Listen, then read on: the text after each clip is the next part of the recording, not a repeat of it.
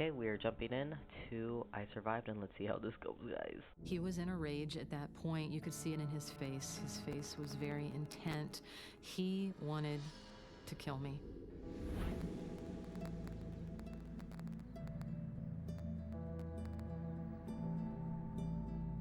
Well, I was in my office and I looked at the clock. It was exactly 11:23. I remember on the clock, and I had a very, very strong, compelling need to make a phone call.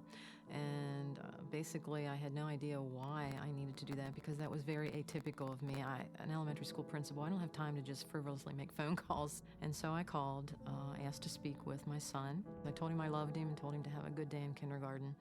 And as I was talking to him, I was looking at the entrance of my building, and I did notice that a man was tugging on the right-hand door, which is permanently locked. You can't get in that door. He looked like a grandfather to me. So in my mind, I'm thinking, well, he's a grandfather, never been at our school. I need to go help him. See, what I'm learning today is, don't be a good Samaritan.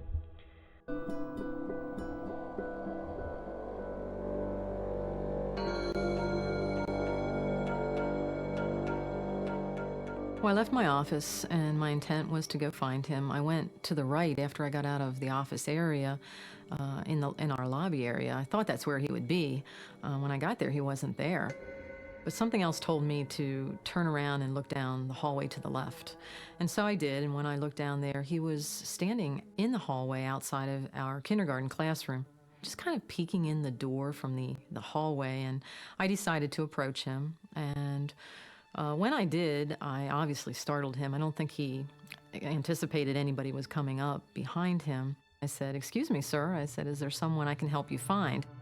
He immediately turned to me and started kind of digging around the left side of his stomach area, and almost instantaneously pulled out from his left pant leg what I now know is a machete. That was our first encounter, and he started striking. A full machete in the pant leg? Bro, that's crazy. Like, I think it takes a different type of crazy. Like, I know America has a, pew pew issue, that's very easy to commit, sadly, in this American country.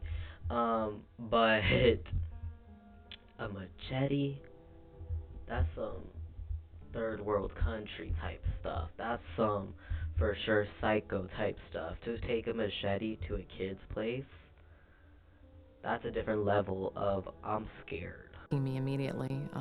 As we maneuvered backward, I kept walking backward as he was hitting me. He didn't say a word at this time. He just was striking me over and over and over again. I don't know that I ever really felt the blows of being hit. I did not register any fear whatsoever. I was not afraid that I can recall. I don't remember any pain. He just seemed intent on wanting to hurt me.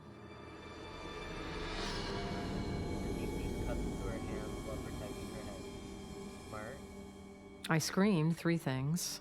The first thing was I screamed no. My mind was basically saying to him, you don't do this in an elementary school. What are you doing? Stop. So I screamed no, and then call 911, lockdown. When we got just to about the door of the office area, he stopped, and he took the machete across my stomach area. I jumped back, and I had a key card hanging on my neck, and that actually took the blow of that swipe across my midsection. From there, he ran from me. I went in the office. The teacher, once she saw what was going on here, she did intervene, and she told him to stop hitting the children. She put her hand up to stop the machete from hitting her in the head and got cut across the palm of her hand. She told the children to run at that time. And of course, in an elementary school, we're always telling children not to run. So this was they weren't sure what to do. Them kids got zero survival skills.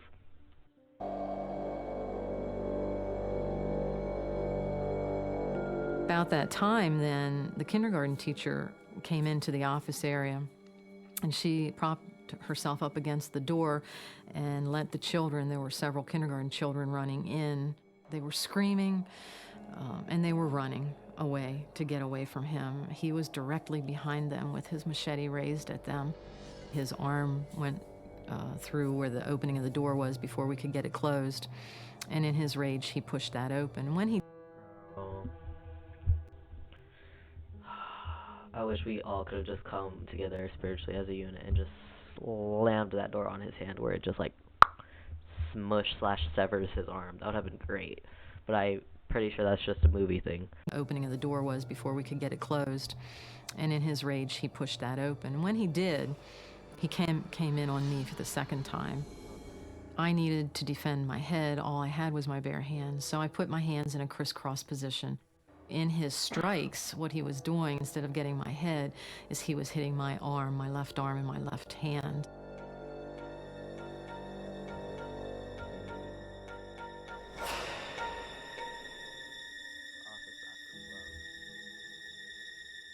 I'm not sure why, but he turned away from me at this moment in time. I yelled, "Help me get him down," and I jumped on his back. I did see his face was right here at my face, and it was definitely enraged. I heard a clink, and that sound said to me he dropped his weapon. My need was to find what he had dropped. My thinking was that I needed to find it, I needed to get it, and I needed to get it away from him. I did feel the energy in him drain totally to the floor. It was a most amazing feeling. I had never felt that before and never felt that since. I talked to him at this point. I said, "Relax, calm down, it's over."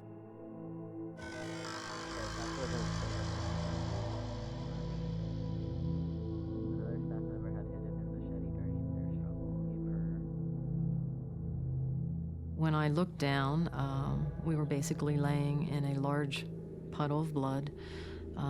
I saw my injuries. I saw my finger, my small finger on my left hand was laying pretty much detached from my hand. It was only... What do you mean? It was only held by a small flap of skin between my small... Oh my goodness. Her pinky's hanging on for dear life. Held by a small flap of skin between my small finger and my ring finger. So I knew that that was amputated. I knew that the machete had lodged itself into about halfway into my left hand. I had a very deep cut to my forearm here. I think I was in a state somewhat of in and out of shock at this point in time.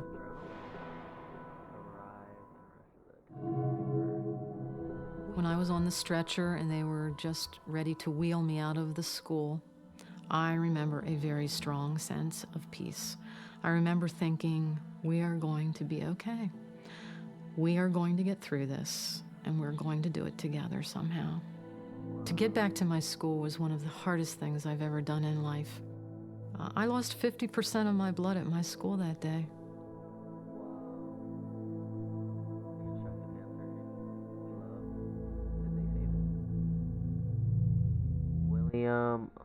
William Stank, that's what we're gonna call him, convicted of attempted murder, aggravated assault, and possession of a weapon on school grounds. Oh my god.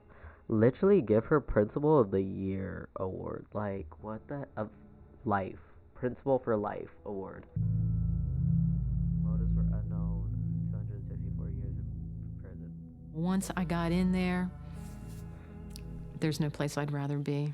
I want to stay there as long as I can. I need to be there for the children, for the adults there. I love my job. I survived also because of the maternal instinct that a mother has for children. Whether they would have been my children or other people's children, you know, mothers has that instinct to be able to protect them. Guys, we need more people like her in our school systems. We need more of this energy in our education systems, in our school systems. Like, please, because the amount of times on true crime, like just literally one of our last, I want to say last year on this, on our Twitch stream, we had a weirdo. We had a teacher who was getting a little too comfortable with her little teenage student. Weirdo, let's just say that. So I really need more of this energy in classrooms, please.